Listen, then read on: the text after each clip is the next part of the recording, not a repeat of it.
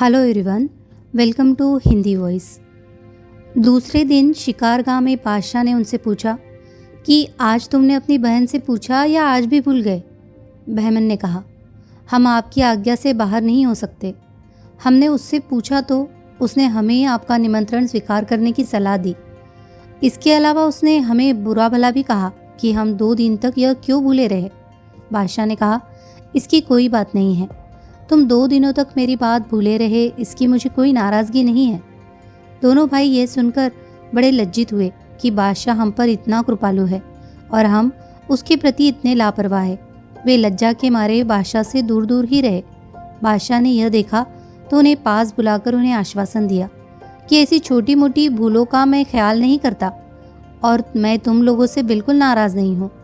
फिर उसने शिकार खत्म किया और महल को वापस हुआ। उसके साथ बहमन और परवेज़ भी थे। बादशाह ने इन दोनों की ऐसी अभ्यर्थना की कि उससे कई दरबारियों और सरदारों को ईर्ष्या होने लगी कि इन अजनबियों के प्रति बादशाह इतना कृपालु क्यों है। किंतु महल के कर्मचारी और सेवक तथा अन्य उप प्रजाजन, यद्यपि उन्हें भी इस बात का आश्चर्य था कि इन नवपरिचितों का इतना सम्मान हो रहा है। दोनों राजकुमारों के रंग रूप और आचार व्यवहार से प्रभावित थे। उनमें आपस में बातें होती कि बादशाह ने जिस मलिका को पिंजड़े में कैद कर रखा है उसके पेट से बच्चे पैदा होते तो वे इतने ही बड़े होते। खैर, जब बादशाह महल में आया तो भोजन का समय हो गया था। दासों ने स्वर्ण पात्रों में भोजन परोसा। बादशाह ने बहमन और परवेज़ को बैठने का इशारा किया। वे दोनों ये जानते ही न थे कि बादशाह के साथ कैसे भोजन किया जाता है।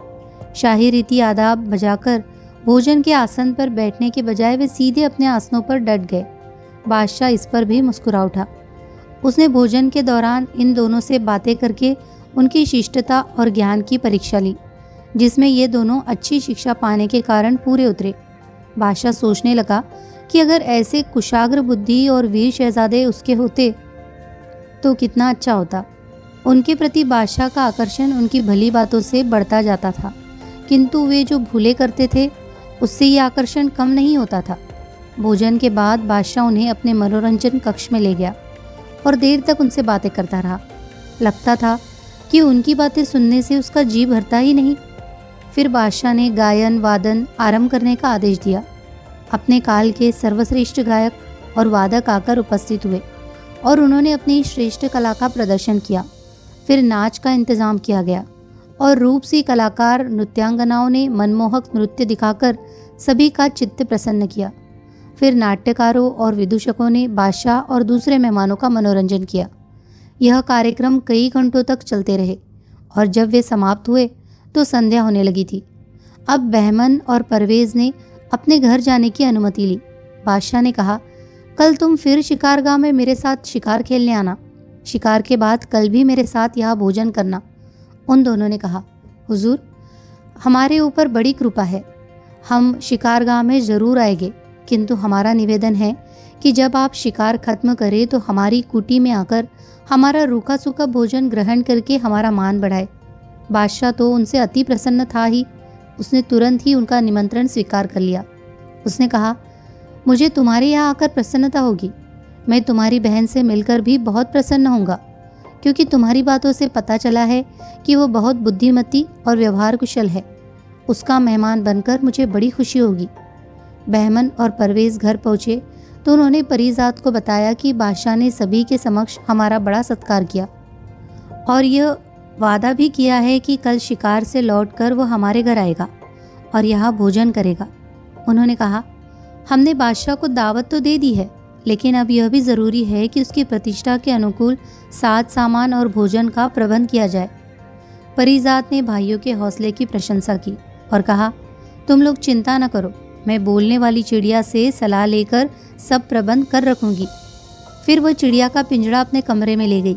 उसने चिड़िया को पूरा हाल बताया तो उसने कहा, मालकिन, यह बड़े सौभाग्य की बात है कि बादशाह आ रहे हैं। तुम उनके स्वागत सत्कार का जो भी प्रबंध कर सको वो यथेष्ट होगा, किंतु मेरे कहने से एक विशेष भोजन बनवाओ। तुम खीरे का गाढ़ा शोरबा बनवाओ और वह जिस प्याले में बादशाह के सामने लाया जाए उसमें शोरबे की सतह पर अनबिंदे मोती इस तरह बिछे हो जैसे पाक क्रिया के दौरान उसी सतह पर आ गए हो। परीजाद ने हैरान होकर कहा, यह किस प्रकार का व्यंजन होगा? मेरी तो कल्पना में भी नहीं आता कि कोई व्यक्ति शोरबे के साथ मोती खा सकता है। बादशाह क्या कहेंगे? फिर अनबिंदे मोती मिलेंगे भी कहाँ से? चिड़िया ने कहा, मालकिन, यह बात मैंने सोच समझ कर कही है। तुम इस बारे में बहस मत करो, मेरी यह बात ज़रूर मान लो। मोती कहाँ मिलेंगे यह मैं तुम्हें बताती हूँ। तुम अपने कृत्रिम जंगल में जाकर दाहिनी ओर के सबसे बड़े पेड़ की जड़ के पास की ज़मीन खुदवाना। वहाँ से तुम्हें अपनी आवश्यकता से कहीं अधिक मोती मिल जाएंगे। परीजाद को चिड़िया पर इतना भरोसा था कि उसने उसकी बात मान ली। दूसरे दिन सुबह 2 मजदूरों को लेकर गई और वर्णित वृक्ष के नीचे ज़मीन खुदवाने लगी। खोदते खोदते एक बार फावड़ा एक कड़ी चीज़ से टकराया। होशियारी से खोदा तो मजदूरों को एक सोने का संदूकचा मिला। उसे बाहर लाकर खोला गया तो उसके अंदर ढकने तक अनबिंदे मोती भरे हुए थे। परीजाद उन्हें पाकर बहुत खुश हुई। चिड़िया के ज्ञान पर उसका विश्वास और बढ़ गया। वह सोने का संदूकचा उठाकर अपने मकान की ओर चली। बहमन और परवेज को सुबह ही यह देखकर आश्चर्य हो रहा था कि वह इस समय मजदूरों के साथ कहाँ जा रही है। इस समय सोने का संदूकचा लिए वापस आते देखकर और भी आश्चर्य में पड़े। उन्होंने कहा कि तुम सुबह सुबह कहाँ गई थी और यह संदूकचा कहाँ से लाई हो? सुबह जाते समय तो यह संदूकचा तुम्हारे हाथ में नहीं था। परीजाद ने कहा, यह लंबी बात है, खड़े खड़े नहीं बताई जा सकती। अंदर चलो तो बताऊंगी। वे लोग उसके साथ घर के अंदर आए तो उसने कहा, कल शाम को मैंने बोलने वाली चिड़िया से सलाह ली थी कि बादशाह की खातिरदारी के लिए क्या करना चाहिए। उसने सलाह दी कि और साज सामान और व्यंजन तो ऐसे हो जैसे बादशाह हो अमीरों के खाने में होते हैं, लेकिन उसे एक प्याले में खीरे का गाढ़ा शोरबा भी दिया जाए जिसकी सतह पर अनबिंदे मोती पटे पड़े हो। मैंने बहुत विरोध करना चाहा कि बादशाह इसे मजाक समझेंगे और क्रुद्ध भी हो सकते हैं, लेकिन वह नहीं मानी, अपने सुझाव पर अड़ी रही। वह कहने लगी कि यह अजीब बात करने के लिए मैं बहुत सोच समझकर तुमसे कह रही हूँ और आश्वासन देती हूँ कि बादशाह नाराज़ नहीं होंगे और इस सब का नतीजा अच्छा ही निकलेगा। तुम जानते हो कि मुझे उसकी बात पर विश्वास है। उसी ने मुझे गाने वाला पेड़ और सुनहरा पानी दिलवाया है और उसी की सलाह से तुम दोनों और तुम्हारे साथ 20 और आदमी दोबारा जिंदगी पा सके हैं। इसीलिए मैं उसकी किसी बात को नहीं टालती। उसी की सलाह पर मैं अपने जंगल के उस पेड़ के पास खुदाई कराकर मोतियों का डिब्बा लाई हूँ। बहमन और परवेज यह सुनकर चक्कर में पड़े और काफ़ी देर तक सोचते रहे। अंत में उन्होंने यही ठीक समझा कि जो कुछ हो रहा है होने दिया जाए। वे कहने लगे, बहन परीजाद, तुम हम दोनों से अधिक बुद्धिमान हो। इसमें भी संदेह नहीं कि वह चिड़िया बहुत सी ऐसी बातें जानती है जो संसार में कोई अन्य व्यक्ति नहीं जानता। इसीलिए चिड़िया की बात मान लेनी चाहिए। बादशाह नाराज़ होगा तो देखा जाएगा। परीजाद ने बावर्चियों का आदेश दिया कि दोपहर तक राजाओं बादशाहों के लायक पूरा भोजन बनाओ। क्या बने यह तुम ही तय करो। सिर्फ एक चीज़ मेरे कहने से बनाना, वह है खीरे का गाढ़ा शोरबा जिसकी सतह अनबिंदे मोतियों से पटी पड़ी हो। बावर्चियों ने यह सुनकर बड़ा आश्चर्य प्रकट किया कि खाने की चीज़ों में साबुत मोती डालने का क्या मतलब है। उन्होंने कहा, सरकार, हमने ऐसा खाना कभी देखा क्या, सुना तक नहीं। हंसों के मोती चुगने की बात ज़रूर सुनी है, आदमियों को मोती खाते कभी नहीं देखा। परीजाद ने कहा, मैंने तुम्हें बहस करने के लिए नहीं बुलाया। जो कहती हूँ वह करो और जितने मोती बचे वह मेरे पास वापस भेज देना। वे बेचारे चुपचाप चले गए। इधर परीजाद ने मकान की ऐसी सफाई कराई कि वह शीशे की तरह चमकने लगा। उसी समय शहजादे बढ़िया कपड़े पहनकर घोड़ों पर सवार हुए और शाही शिकारगाह में पहुँचे। शिकारगाह में कुछ देर तक उन्होंने बादशाह के साथ रहकर शिकार खेला, किंतु उस रोज़ गर्मी अधिक थी और धूप तेज़ थी। इसीलिए उसने और दिनों से कुछ जल्दी ही शिकार खेलना खत्म कर दिया और अपने सैनिकों को वापस भेजकर 2-1 आदमियों को लेकर बहमन और परवेज के साथ उनके भवन की ओर चला। बहमन ने आगे बढ़कर पहले से परीजाद को बताया कि बादशाह आ रहे हैं। वो ठीक कपड़े पहनकर भवन के मुख्य द्वार पर आ खड़ी हुई। बादशाह द्वार के सामने घोड़े से उतरा और भवन की ओर चला तो परीजाद आगे बढ़ी और उसने अपना सिर बादशाह के चरणों पर रख दिया। बहमन और परवेज ने परिचय दिया कि यही हमारी बहन परीजाद है। बादशाह ने उसे उठाकर उसके सिर पर हाथ फेरा और उसके सुंदर रूप को वात्सल्यपूर्ण दृष्टि से देखता रहा। उसे यह देखकर ताज्जुब सा हो रहा था कि परिजात की जैसी सूरत उसकी स्मृति में धुंधली सी उभर रही थी, किंतु वह समझ न पाया कि किसकी सूरत है। इसके बाद परिजात बादशाह को भवन के अंदर ले गई। उसने बादशाह को अपने सुंदर और विशाल आवास के हर भाग को दिखाया। बादशाह ने पूरा भवन देखकर कहा, बेटी, तुमने अपने महल की सजावट और रखरखाव खूब कर रखा है। अब मुझे अपना बाग भी दिखाओ। कोई आदमी मुझसे तुम्हारे बाग की बड़ी तारीफ कर रहा था। परिजात ने उस कक्ष का, जिसमें यह सभी लोग मौजूद थे, एक ओर का दरवाज़ा खोला तो हरा भरा बाग दिखाई दिया। बाग में वैसे तो सब कुछ सुंदर था, किंतु बादशाह की नज़र फव्वारे पर अटक गई। सुनहरा पानी काफ़ी ऊंचाई तक उछल रहा था। बादशाह ने उसे पास से देखना चाहा। परिजात उसे फव्वारे के पास ले गई। बादशाह ने कहा, इसके सुनहरे पानी का हौज कहाँ है और किस चीज़ के जोर से यह फव्वारा इतना ऊंचा उछलता है? यहाँ तो मुझे कोई चीज़ दिखाई नहीं देती, न कोई हौज। वह अपनी बात पूरी करने के पहले ही चौंक कर एक ओर देखने लगा, जहाँ से सुमधुर संगीत की ध्वनि आ रही थी। उसने कहा, क्या तुम लोगों ने बाग के अंदर भी गाने बजाने का प्रबंध कर रखा है? और यह कौन गायक है जिसकी आवाज़ शाही गवैयों से भी अच्छी है? परिजात हंसकर बोली, नहीं हुजूर, कोई गवैया नहीं है। यह आदमी नहीं, पेड़ गा रहे हैं। बादशाह की भौहें चढ़ गई। उसने सोचा परिजात हंसी कर रही है, लेकिन परिजात ने कहा, आइए आपको दिखाऊं। ये कहकर वो बादशाह को गाने वाले पेड़ के पास ले गई। बादशाह हक्का बक्का रह गया। मधुर संगीत वास्तव में पेड़ ही से निकल रहा था। कुछ देर तक बादशाह के मुंह से कोई आवाज़ नहीं निकली। कभी फटी फटी आंखों से गाने वाले पेड़ को देखता, कभी सुनहरे फव्वारे को। कुछ देर बाद उसने कहा, ये दोनों चीज़ें कल्पना के बाहर है। यह पेड़ तुमने कहाँ पाया? और हाँ, मैं पूछ रहा था कि फव्वारे का हौज कहाँ है? इतना ऊंचा किस चीज़ के जोर से उछलता है? परिजात ने कहा, सरकार, इस पानी का कहीं हौज नहीं है, न किसी कल द्वारा इसे जोर की उछाल दी जाती है। संगमरमर के हौज के अंदर रखा हुआ जो बर्तन आप देख रहे हैं, उसी में कुल पानी है। यह उसी में से उछलता है और वहीं पर लौट कर गिरता है। यह सूखता भी नहीं, इसीलिए कम नहीं होता। जो गाने वाला पेड़ अभी आपने देखा है, उसकी अपनी विशेषता संगीत देने की है। इसके पत्ते ऐसे हैं कि जब हवा चलने पर आपस में रगड़ खाते हैं तो उनसे अपने आप मनोहर संगीत पैदा होता है। जब हवा बिल्कुल नहीं चलती तो यह वृक्ष मूक रहता है। बादशाह ने कहा, ये तो बड़ी अजीब चीज़ें हैं। इनके जैसी किसी चीज़ की मैं कल्पना भी नहीं कर सकता। तुमने इन्हें कहाँ पाया? परिजात ने कहा, यह चीज़ें किसी देश में नहीं पाई जाती। मैं इन्हें एक रहस्यमय स्थान से लाई हूँ, लेकिन मेरे वहाँ से आने के बाद वहाँ का रास्ता भी बंद हो गया। फिर परिजात ने कहा, सरकार, मेरे पास एक और अजीब चीज़ है जिसे आप देखें। यह एक चिड़िया है जो आदमियों की तरह बोलती है, और जब यह गाती है तो सारे पक्षी जमा हो जाते हैं और इसके सुर में सुर मिलाकर गाने लगते हैं। बादशाह ने कहा, उस चिड़िया को भी दिखाओ।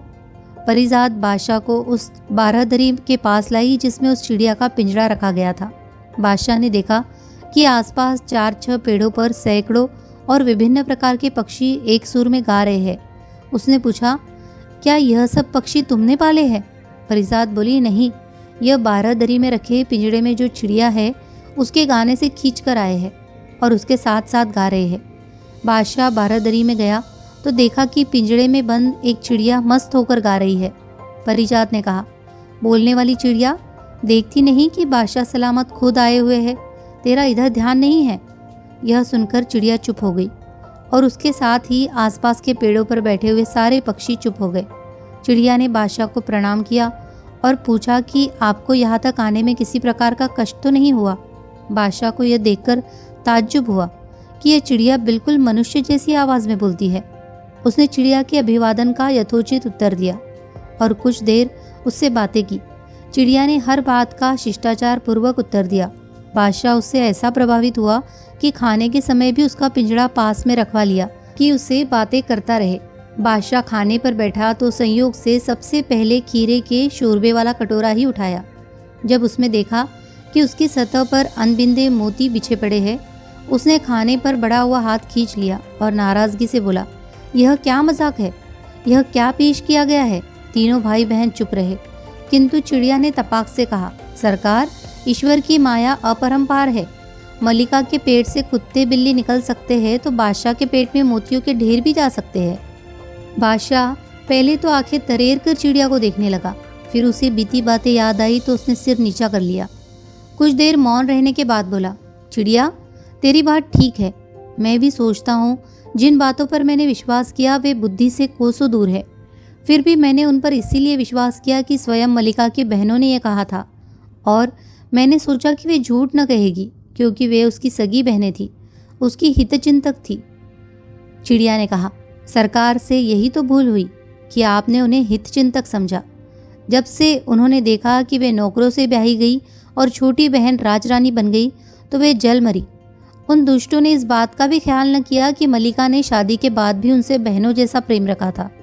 मलिका को मृत्युदंड दिलाने के लिए ही उन्होंने 3-3 बार सफ़ेद झूठ बोला। वह तो भला उस नेक मंत्री का जिसके कारण मलिका की जान बच गई। मलिका के प्रति अपने दुर्व्यवहार को याद करके बादशाह की आंखों में आंसू आने लगे। चिड़िया फिर बोली, सरकार, अपने सामने बैठे इन 3 बच्चों को देखिए। यह वह पिल्ला, बिलौटा और छचुंदर है जिन्हें आपकी मलिका ने जन्म दिया था।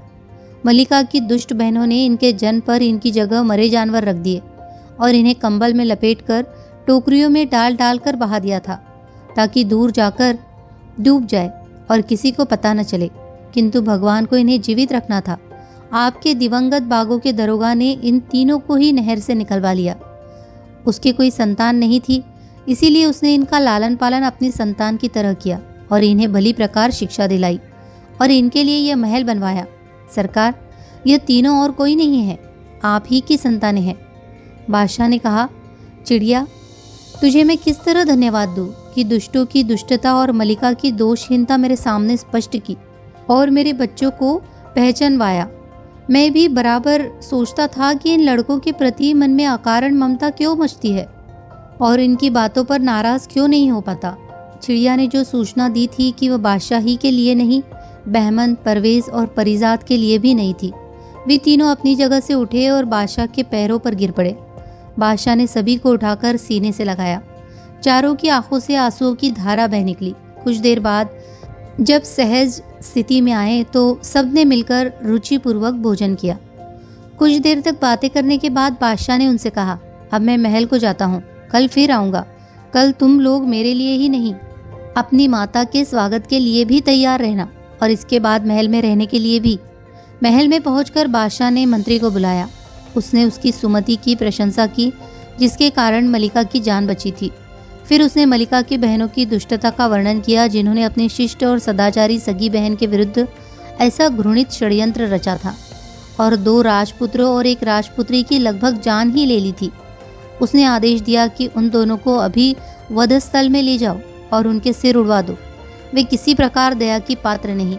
मंत्री ने अविलंब शाही हुक्म पर कार्य किया और दोनों दुष्टों को वह दंड मिल गया जिसकी भागी वे बहुत दिनों से थी। फिर बादशाह जामा मस्जिद के सामने उस कैद खाने में गया जहां उसने मलिका को सतत अप्रतिष्ठा का दंड दे रखा था। उसकी दुर्बलता और फटे पुराने वस्त्र देखकर बादशाह से बर्दाश्त न हुआ और वह उसे गले लगाकर फूट फूट कर रोने लगा। उसने मलिका को बताया कि मैंने तुम्हें जो दंड दिया उसका कारण तुम्हारी वे बहनें ही थी जिन्हें तुमने और मैंने तुम्हारा हितचिंतक समझा था। उसने बताया कि दोनों मरवा दी गई है। उसने ये भी कहा कि यह सब मुझे एक अलौकिक बोलने वाली चिड़िया से मालूम हुआ। मलिका यह सुनकर खुशी के मारे रोने लगी। बादशाह उसे महल में लाया। उसने हमाम किया और शाही पोशाक पहनी। रात भर महल में हंसी खुशी होती रही। सुबह बादशाह ने मलिका को बताया कि भगवान की दया से तुम्हारे दोनों बेटे और बेटी जिंदा है और बड़े आराम से है। तुम चलकर उनसे मिलो। यह खबर सारे राज्य में फैल गई और सभी लोग उत्सव सा मनाने लगे। हर जगह नाच रंग होने लगे। मलिका बादशाह के साथ इन लोगों के महल में गई। तीनों बच्चे अपनी माँ से देर तक चिपटे रहे। फिर सब ने मिलकर भोजन किया। इसके बाद बादशाह और तीनों संतानों ने मलिका को गाने वाला पेड़, सुनहरे जल का स्वयं चलित फव्वारा और मनुष्यों की भांति बोलने वाली चिड़िया दिखाई। मलिका को मालूम हो रहा था कि वह स्वप्न देख रही है। उन लोगों के निवास स्थान से शाही महल तक आने वाली सवारी को देखने के लिए सड़कों पर जबरदस्त भीड़ हो गई। बादशाह ने सार्वजनिक समारोह का आदेश दिया और कई दिनों तक खेल तमाशे होते रहे। बादशाह ने इतना दान दिया कि शहर में कोई व्यक्ति निर्धन नहीं रहा। बादशाह ने इसी अवसर पर बहमन को युवराज घोषित करके क्रियात्मक रूप से उसके हाथ में सारा राज्य प्रबंध दे दिया। परवेज को उसने सेना का अधिपति बना दिया। परीजाद को अपने एक मित्र बड़े बादशाह के एकमात्र पुत्र से ब्याह दिया। शहरजाद ने यह कहानी ख़त्म की तो दुनियाजाद ने कहा, बड़ी सुंदर कहानी सुनाई, अब कौन सी कहानी सुनाओगी? शहरजाद ठंडी सांस भरकर बोली, कोई नहीं, मुझे जो भी कहानियाँ आती थी सब खत्म हो गई और आज जल्लाद के हाथों मेरी कहानी भी खत्म हो जाएगी। शहरयार ने मुस्कुराकर कहा, नहीं बेगम, तुम्हारी कही हुई कहानियाँ अमर रहेगी और तुम्हारी उम्र लंबी होगी। तुमने कहानियाँ सुनाकर मेरा ज्ञानवर्धन भी किया है और मेरा मन का मैल भी धो दिया है। मैं आज घोषणा करूँगा कि आज से मैं अपनी शादी करके पत्नी को मरवाने का नियम समाप्त कर रहा हूँ। शहरजाद उसके पैरों पर गिर पड़ी। दुनियाजाद के आंसू बहने लगे। और यहाँ पर अलिफ लैला की कहानी खत्म हुई। अलिफ लैला की सारी कहानियाँ सुनने के लिए डिस्क्रिप्शन बॉक्स में जो लिंक दिया है उसे क्लिक करके आप सुन सकते हैं। और अगर आपको हमारी कहानियाँ पसंद आ रही हो तो प्लीज़ इन्हें लाइक कीजिए, शेयर कीजिए और कमेंट कीजिए और हमारे चैनल को सब्सक्राइब भी कर लीजिए। धन्यवाद।